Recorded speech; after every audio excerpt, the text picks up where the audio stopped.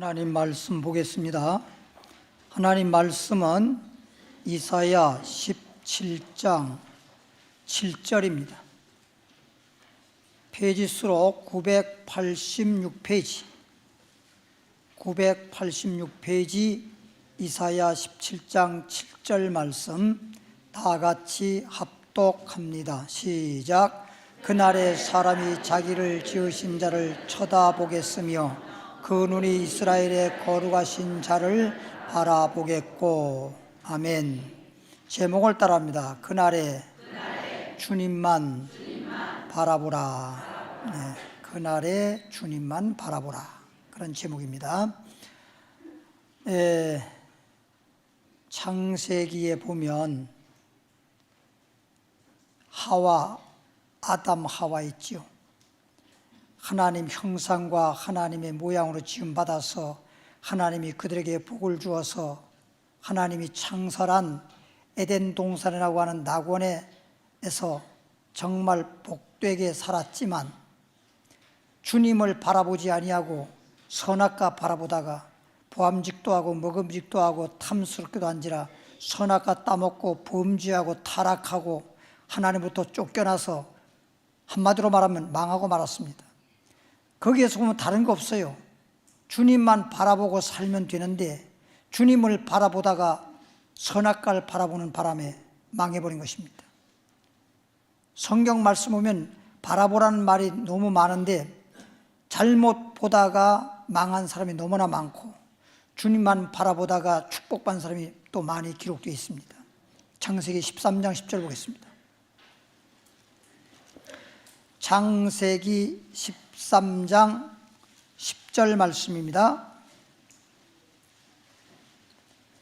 창세기 13장 10절 말씀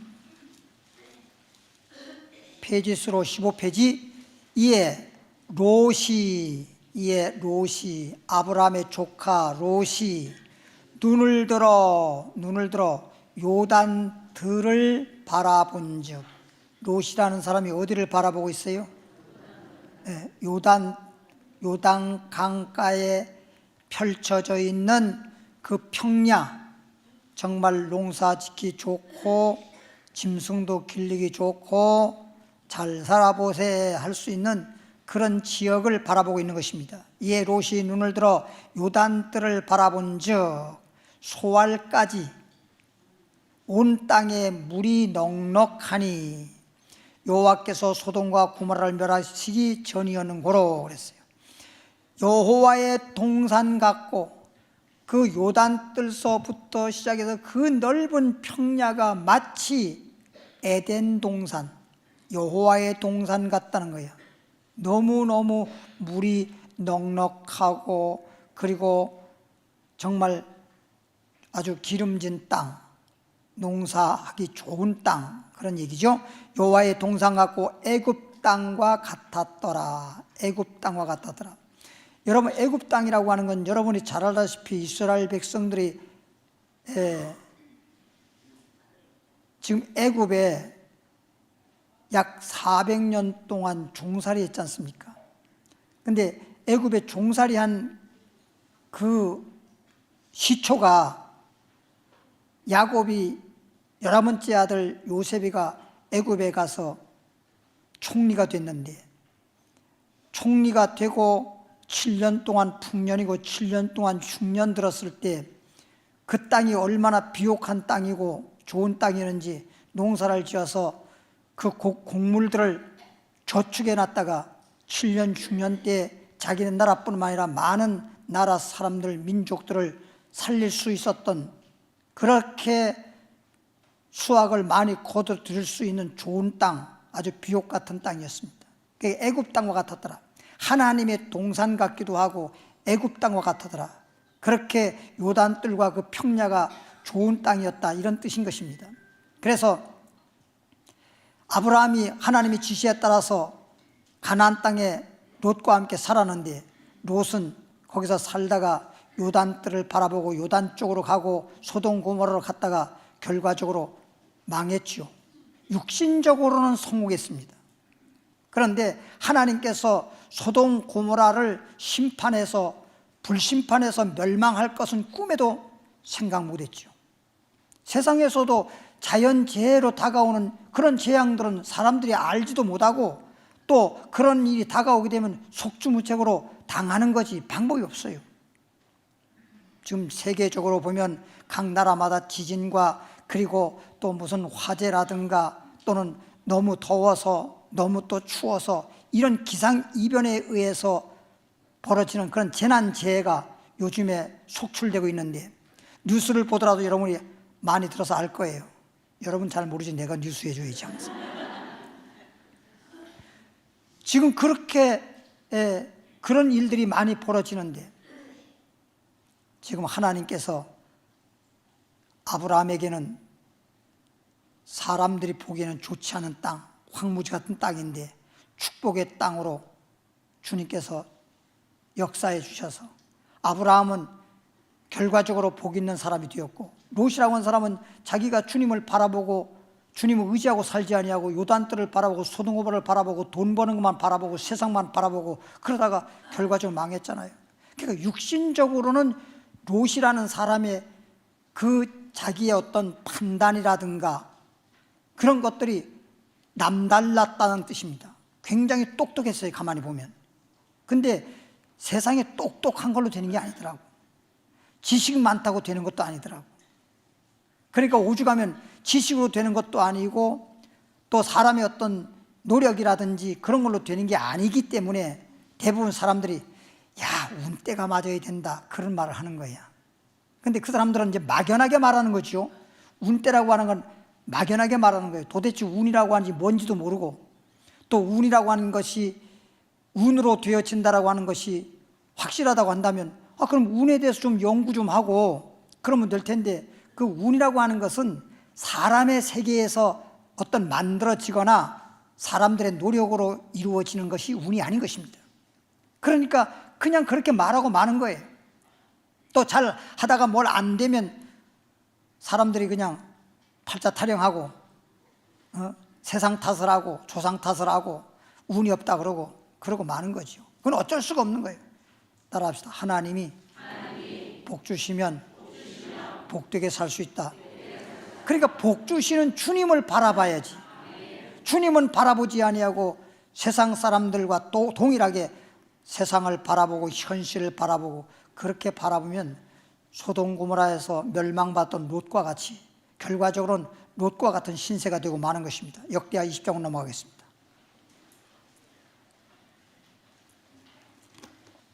역대하 20장 12절입니다.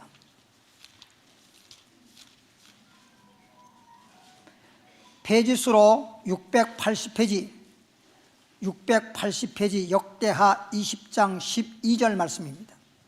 680페이지 12절 우리 하나님이요 이 말은 우리가 믿는 하나님이란 뜻인 것입니다. 우리 하나님이요 저희를 징벌하지 아니하시나이까. 우리를 치러 오는 전쟁이 벌어졌거든요. 우리를 치러 오는 이 큰 무리를 우리가 대적할 능력이 없고 큰 군대가 쳐들어오고 있는데 우리는 그들을 대항할 수 있는 그 적을 이길 수 있는 그런 힘이 없다 이 말이에요. 어떻게 할 줄도 알지 못하고 대적할 능력도 없고 어떻게 할 줄도 모르겠습니다. 어떻게 해야 될지 모르겠습니다. 오직 주만 바라보나이다. 할렐루야. 전쟁이 벌어졌을 때에도 그냥 꼼짝없이 대적의 군대 숫자도 많고 군사 여러 가지 무기라든가 군사 전술이라든가 이런 등등으로 봤을 때 저들을 대적할 힘이 없어요. 또 어떻게 해야 될지도 몰라요. 그냥 결과적으로 그들에게 당할 수밖에 없는데 그럴 때 우리는 다른 방법을 찾는 것이 아니라 따라합시다. 주님만 바라보나이다. 한마디를 말하면 열마디를 알아들으라고 한 말씀처럼 우리는 전쟁만 말하는 게 아니에요. 전쟁이든 아니면 어떤 재난이 왔든 아니면 사람에 의해서 재난이 왔든 아니면 어떤 기상이변으로 재난이 왔든 아니면 전쟁이든 우리에게 어떤 문제와 환난이 다가왔을 때 우리는 주님만 바라보죠. 문제가 다가왔을 때 문제만 바라보면 그냥 우리는 절망밖에 없어요. 문제를 어떻게 해결할 방법이 없으니까 절망할 수밖에 없어요. 이제 죽었구나, 그거밖에 없어요. 도저히 해결책이 없고 이제 나는 끝났다고 하니까 그냥 차라리 자기 인생을 포기하는 거예요. 대부분 극단적 선택을 하는 사람들이 그래서 그런 결과를 가져오는 겁니다. 지금 죽을 수밖에 없는 암 환자가 이제 준비하시오, 이제 병원에서 더 이상 고치지 못합니다. 그래도 살라고 버둥버둥 하는데, 그래도 살려고. 그것도 뭐 살아도 뭐 1년이든 2년이든 뭐 몇 년 사는 것도 아니고 6개월만 더 살게 해달라고 하는 사람도 있는데 6개월 더 살아가지고 뭐 하겠어요. 요즘에 뭐 100세 시대라고 말하잖아요. 근데 사실 수명이 늘어난 건 사실인데 수명이 늘어났다고 하는 게 병원에서 병석에서 한 10년 살아, 요양원까지 해서. 그러니까 그게 사는 게 아니야. 그게 옛날에는 그냥 살다가 그냥 콕이 뭔지 알죠? 죽어버리니까 그냥 그렇게 사는데 지금은 산다 하더라도 그게 사는 게 아닐 정도로 그냥 의학적인 것에 내 몸을 맡기고 그냥 목숨만 그냥 좀 연장시키느라고 고생만 찐땅하다가 죽는 거예요. 그러니까 그냥 잘 살다가 잘 죽는 건 뭐냐? 방금 말했듯이 잘 살다가 콕 죽어버리는 것이 잘.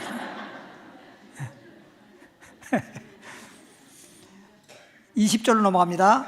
20장 20절로부터 22절에 보니까 20절로부터 22절까지 이에 백성들이 주님만 바라보고 있는데 이에 백성들이 일찍이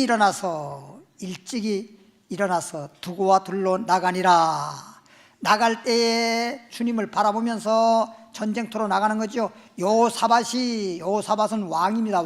그 나라의 왕인데 여호사밧이 서서 가로되 유다와 예루살렘 거민들아 내 말을 들을지어다. 왕이 백성들에게 말하는 거예요. 내 말을 들을지어다. 너희는 너의 하나님 여호와를 신뢰하라. 하나님만 믿으라는 거예요. 주님만 바라보라고 하는 거예요. 그리하면 주님만 바라보고 주님을 신뢰하고, 다시 말하면 주님만 믿고 주님만 의지한다면 견고히 서리라. 절대 우리나라는 무너지지 않는다. 절대 망하지 않는다. 무너지는 것도 하나님이 하시고 세우는 것도 하나님이 하시는 것입니다. 그러니까 하나님을 바라보고 하나님을 믿고 하나님을 의지하는데 하나님이 함께 해주면 절대 무너지지 않는다. 그리고 선지자를 신뢰하라. 선지자가 한 말씀 그대로 믿으라는 거죠. 그리하면 형통하리라. 백성으로 더불어 의논하고, 그렇게 말씀을 하고 난 다음에 백성들과 서로 의논해서 노래하는 자, 군대를 앞세우는 게 아니라 군대는 뒤편에 세우고 그 군대 앞에다가 노래하는 자를 택하여서 거룩한 예복을 입히고, 오늘날로 말하면 성가대복처럼 가운을 딱 만들어서 입히고 군대 앞에 행하며, 군인이 앞서가는 것이 아니라 노래하는 사람들이 전쟁터에 앞서가고 뒤에 군대들이 따라가고 있어요.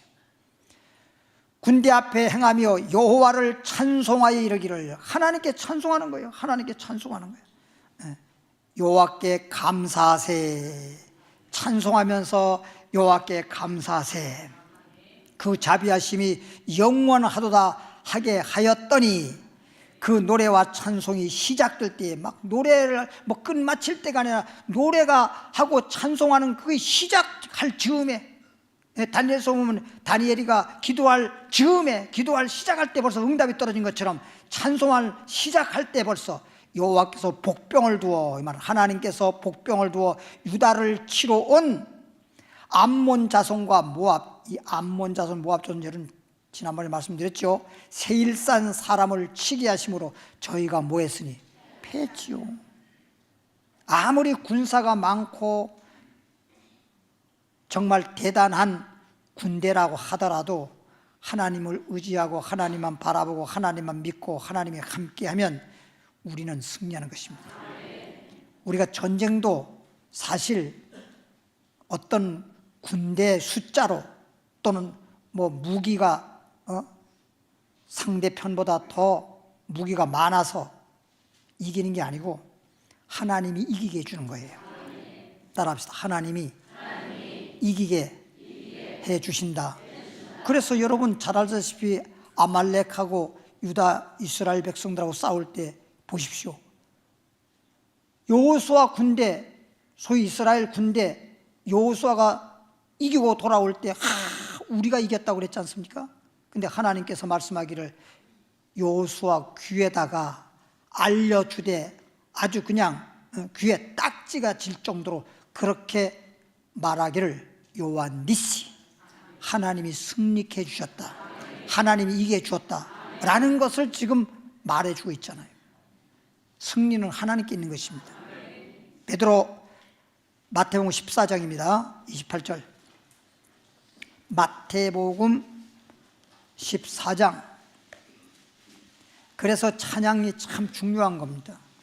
기도와 찬양은 항상 뭐 감옥에 들어갔던 바울과 실라도 감옥 속에 있으면서도 밤중까지 찬양하고 기도하고 찬양하고 기도했더니 옥문이 열리고 쇠사슬이 끊어지고 석방되는 놀라운 기적 같은 역사가 나타났잖아요. 그러니까 다른 거 없어요. 주님을 바라보면서 주님을 의지하면서 기도하고 찬송하는 거예요. 다른 거 없어요. 그게 더, 그러니까 군대보다 앞섰단 말은 뭐냐? 항상 무엇을 하든지 기도와 찬송을 먼저 하라는 거예요. 기도와 찬송을 하면서 그 다음에 뭘 전쟁터에 나가든지 뭐 전쟁을 하든지 무엇을 하든지 하면 하나님이 역사해 주는 거죠. 마태복음 14장 28절입니다.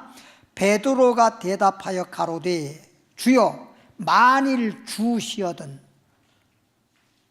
지금 제자들이 밤중에 밤사경에 배를 타고 바다 위를 항해하다가 큰 풍랑을 맞아서 배가 침몰하게 생겼고 죽게 생겼던 상태입니다.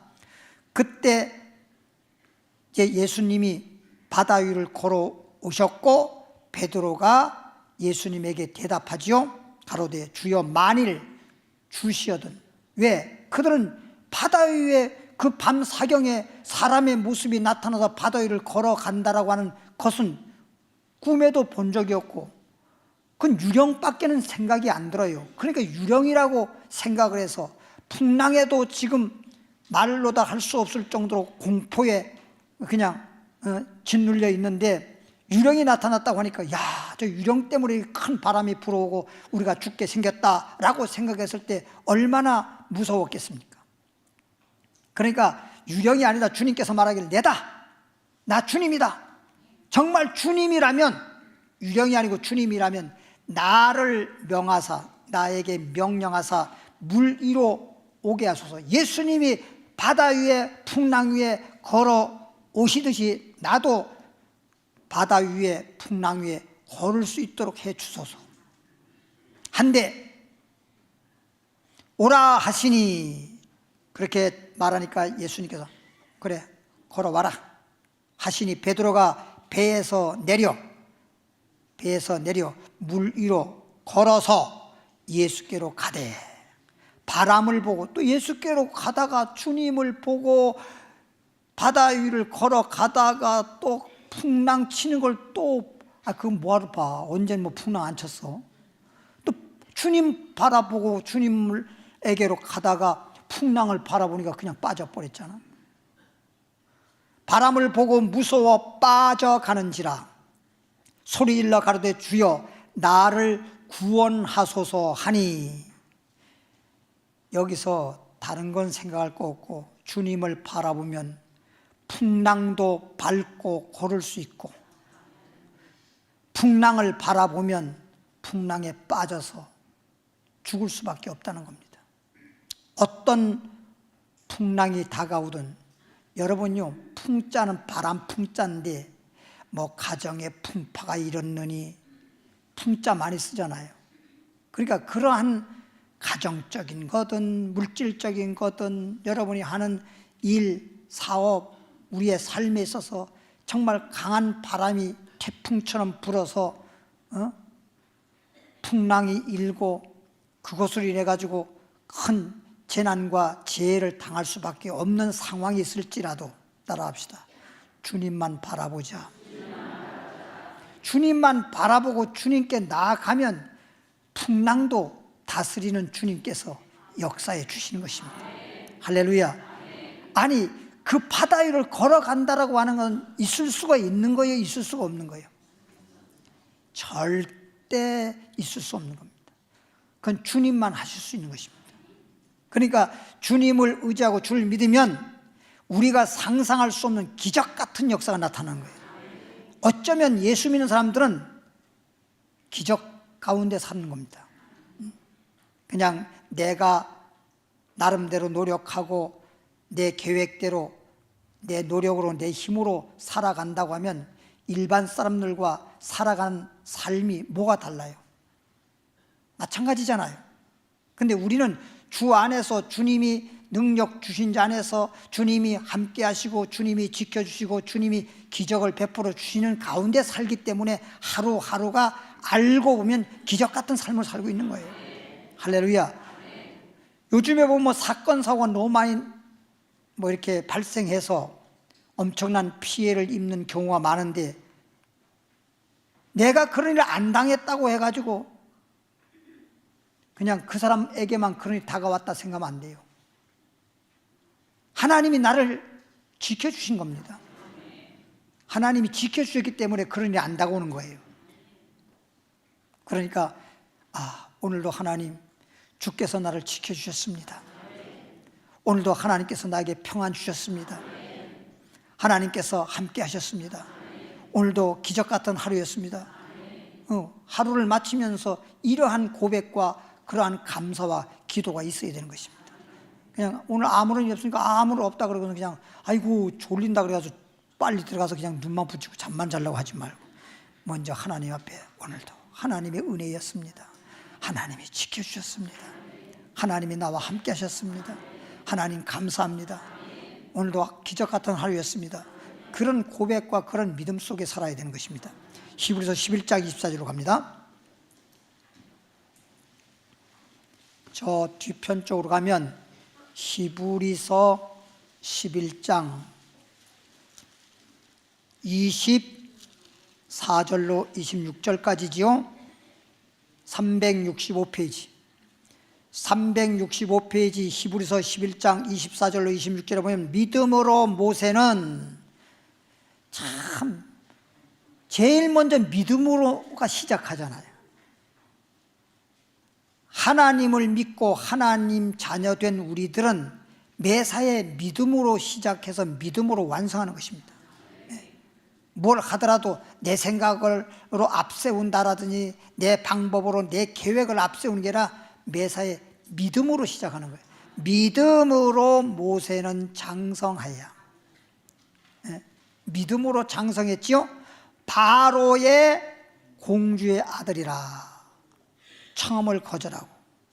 그래서 난 이 말씀을 보면 여러분 가정의 자녀들도 믿음으로 장성해야 돼. 소위 믿음으로 키워야 돼. 근데 가만히 보면 믿음으로 키우려고 안 하고 자꾸만 공부만 하라 그래. 공부하라고 그렇게 여러분 잔소리했다고 해서 공부 잘하는 아이들이 있어? 하라 하면 더 안 해. 아주 얄밉게도 안 해. 얄밉게도 안 해. 내 자식인데도 그렇게 얄미울 수가 없어. 너무너무 얄밉게도 안 해. 미꾸라지 하면 미꾸라지가 빠져나가는 것처럼 그렇게 어떤 핑계를 대서라도 안 하려고 그러고 뺀질뺀질하고 더 안 해, 더 안 해. 그리고 하지 말라고 하는 건 왜 그렇게 하는 거야? 왜 그렇게 하는 거야? 예. 정말 하나님만 바라보고 그의 나라와 의를 구하면 더 주신다잖아. 할렐루야. 25절 읽습니다. 도리어 그래서 모세처럼 믿음으로 장성했고 도리어 하나님의 백성과 함께 믿음으로 장성해서 하나님 백성과 함께 고난받기를.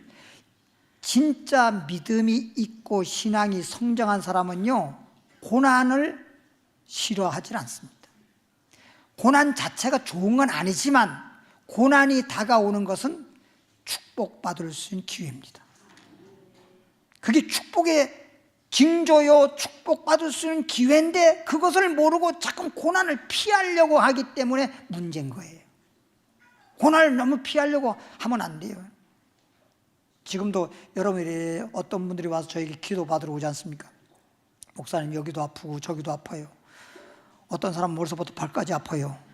그런 사람인데 그런 분들은요, 어떻게 살아왔는지, 뭐 어떤 가수 노래 그러잖아요. 어떻게 살았는지 묻지를 마라 뭐 그러는데 안 봐도 뻔해.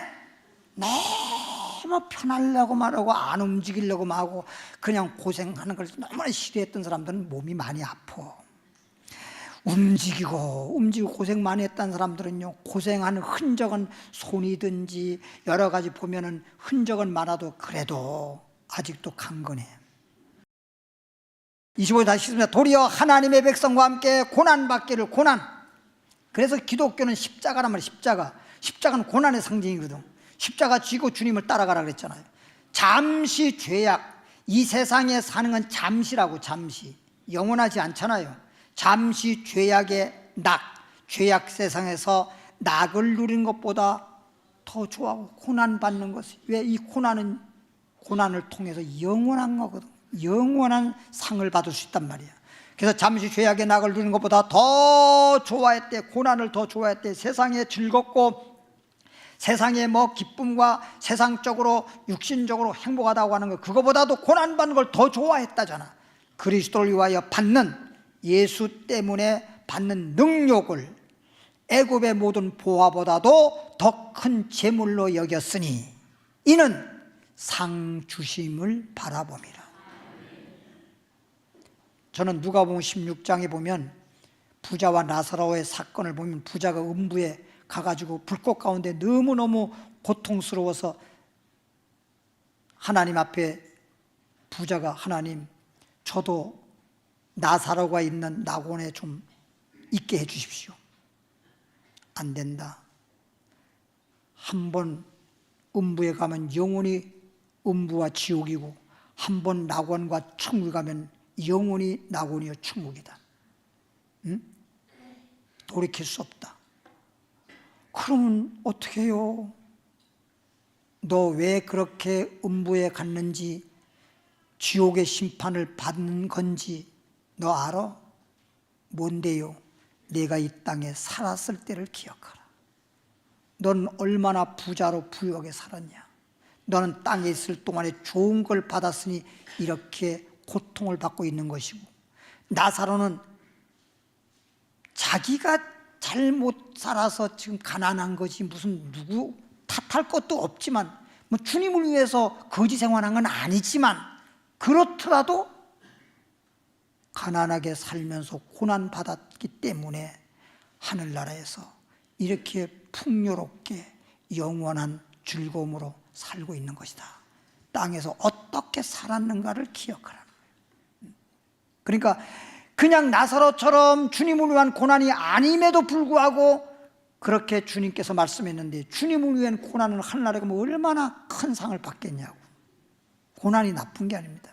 주님을 위해서는 어머니들이 아이를 기를 때 얼마나 고생 많이 합니까? 농부들이 곡식을 기르라고 얼마나 고생 많이 합니까? 땡볕에. 그 고생함으로써 기쁨의 수확을 하는 거예요. 그냥 씨만 뿌려놓고 살든지 죽든지 가만 쳐내두면 농사가 되겠어요? 거둘 게 없지? 다 수고한 것만큼, 고생한 것만큼 축복이 오는 겁니다. 그래서 성경에 보면 따라합시다. 고난은 우리에게 유익이라.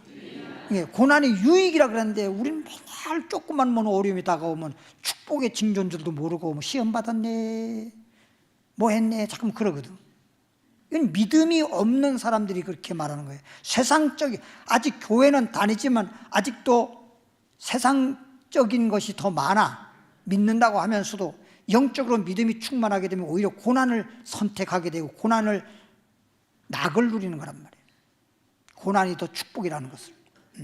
히브리서 12장 2절에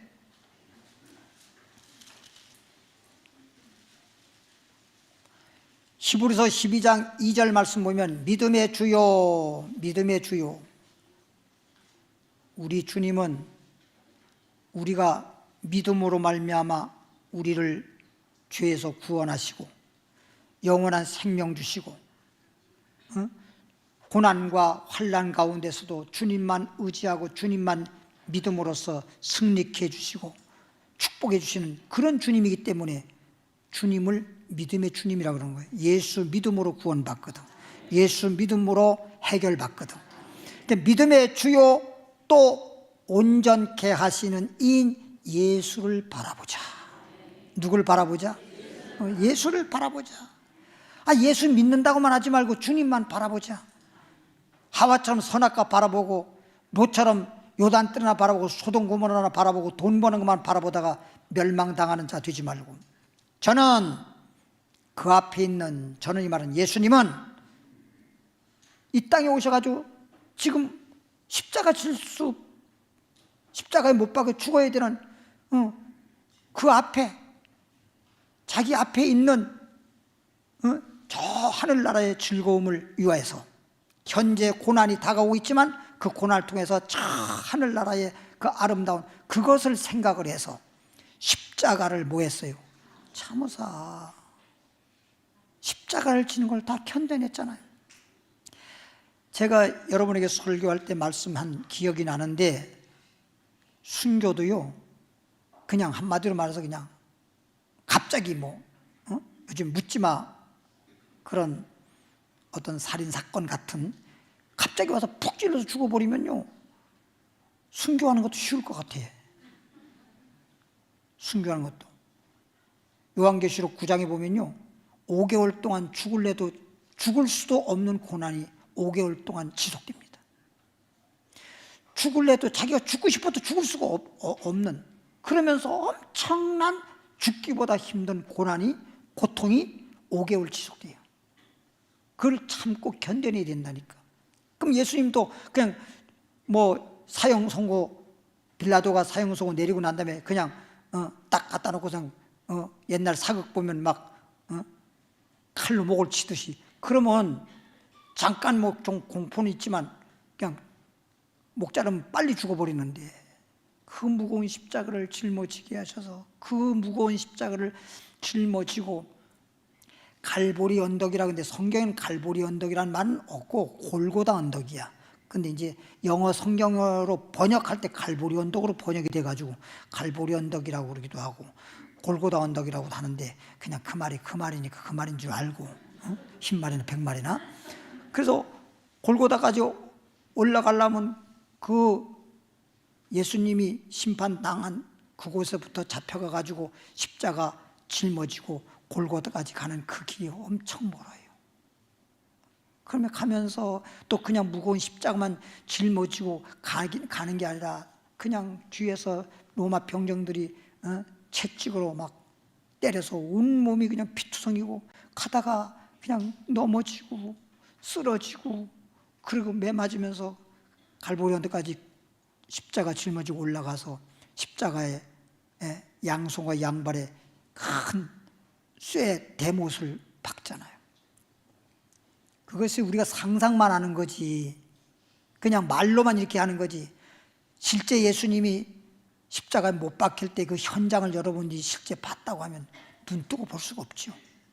저는 영화 볼 때, 예수님 십자가에 못 박힐 때 영화 봤을 때, 십자가에 못 박을 때 내가 눈을 가렸습니다. 그러니까 벌써 주님이 그냥 입이 찢을 정도로 그냥 하는데, 보십시오. 살만 생살 찢는다라고 하는 말이 있잖아요. 얼마나 고통스러우면 생살을 찢는다는 말은. 조금 우리 어떤 거 이렇게 이빨 빼는 것도, 이빨 하나 빼는 것도 마취예요. 부분 마취라도.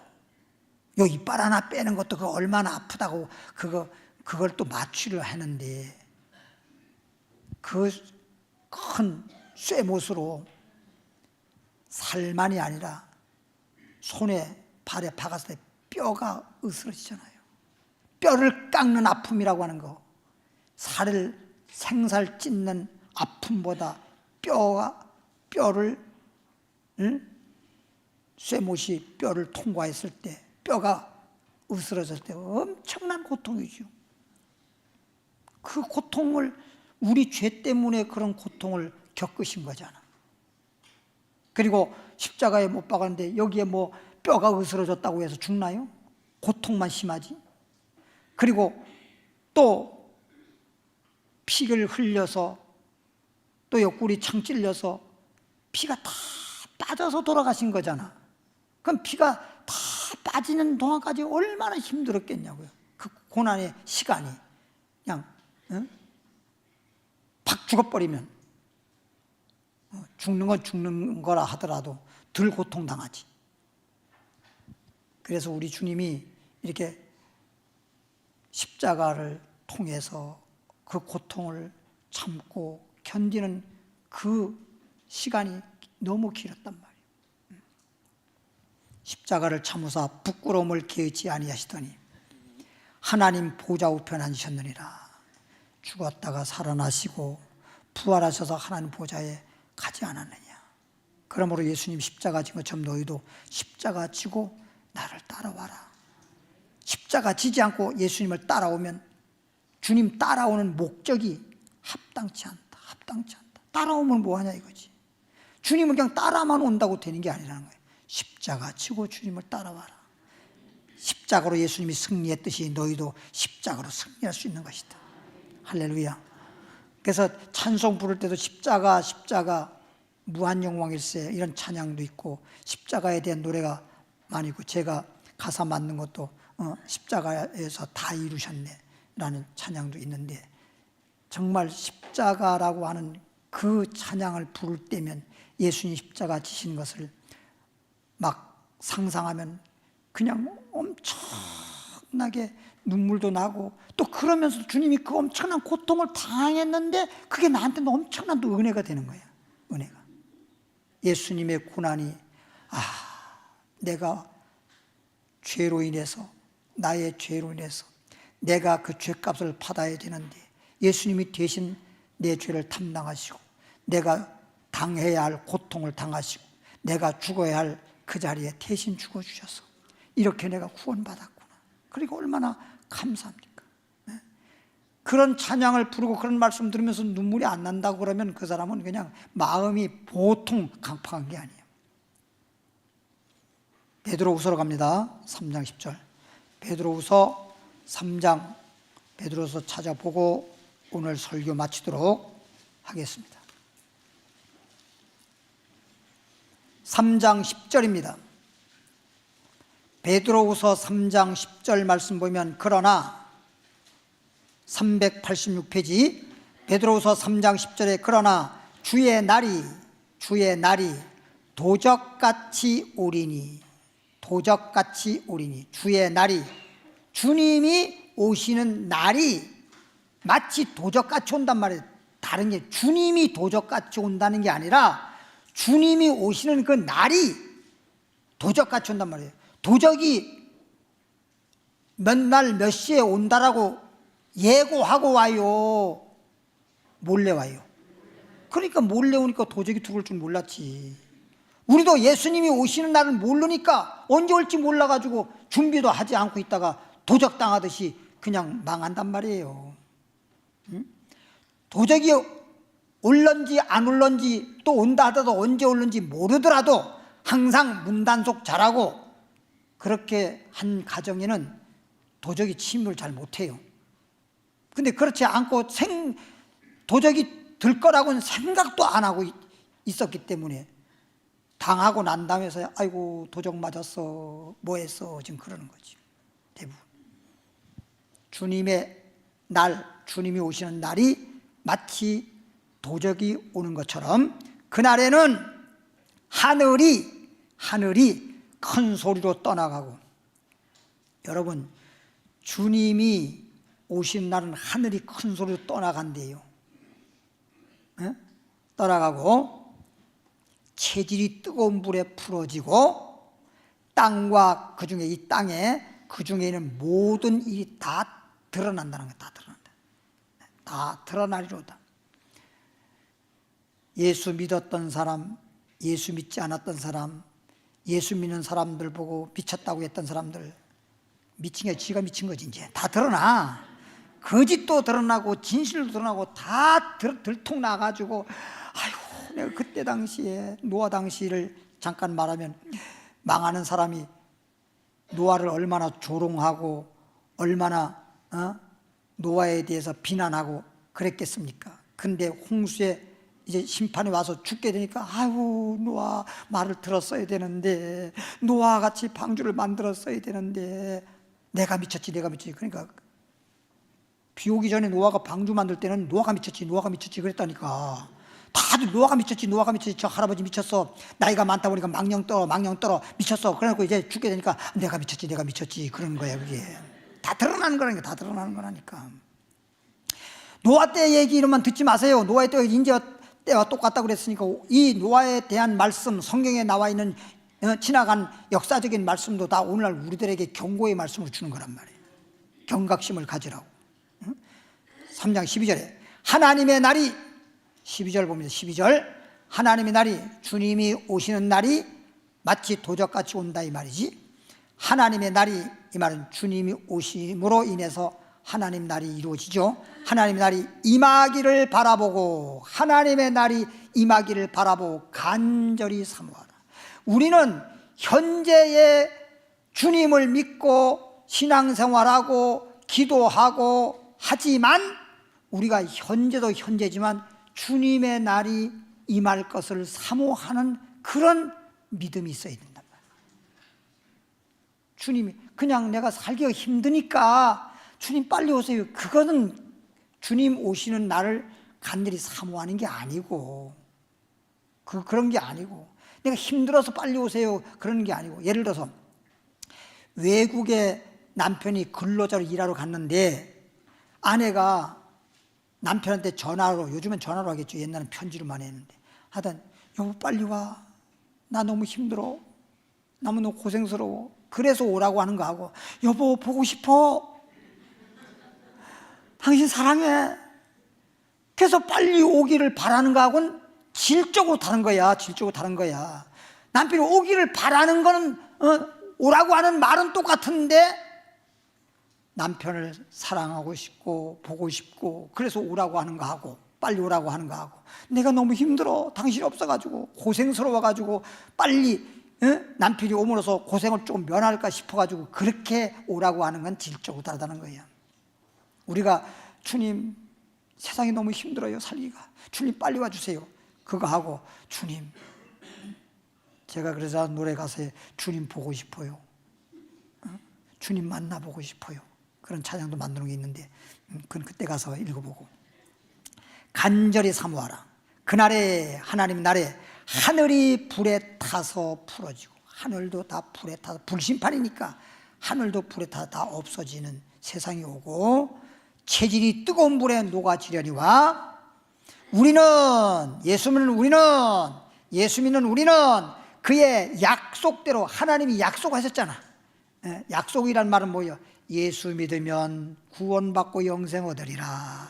그 주님의 약속대로 예수님을 믿음으로 죄인이 의에 거하는 바, 항상 우리는 세상이 아무리 죄악 세상이라 하더라도 의에 거하는 바, 의로운 길로 가야지요.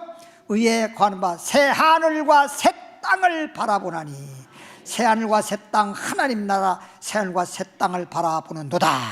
그러므로 우리가 주님 오시기를 바라보고 하나님 나라 임하기를 바라보고 간절히 사모하고 의에 거하였다면, 이제 새하늘과 새 땅을 바라보고 새하늘과 새 땅에 들어갈 것인데, 다시 말하면 천국에 들어갈 것인데, 그러므로 천국 들어가기를 원한다면 사랑하는 자들아 너희가 이것을 바라보나니, 지금 바라보는 거 얘기했잖아요. 주 앞에서 점도 없고 흠도 없이 평강 가운데 나타나기를 힘써라. 이제는 예수님이 우리 죄를 담당하시고 피 흘려 주셔서 그 예수의 보혈로 우리의 죄를 깨끗게 하시고 정결케 하시고 계속 거룩하게 하시고 의롭게 해주셨으니 이젠 점도 없고 흠도 없이 항상 거룩하고 의로운 가운데 믿음 안에 살다가 주님 오시면 주님을 맞이해 천국 들어가는 여러분 되길 바랍니다. 하나님 아버지요, 오늘 하나님께서 주신 말씀은 그날에 주님이 오시는 날 또는 주님이 오기 전에 환난 날에 환난만 바라보지 말고 주님을 바라보고 주님을 사모하고 새하늘과 새 땅을 바라보고 그런 믿음의 사람들이 되기를 원합니다. 오늘도 주님께서 주신 말씀, 내 잠잔 영혼을 깨워주심을 감사합니다.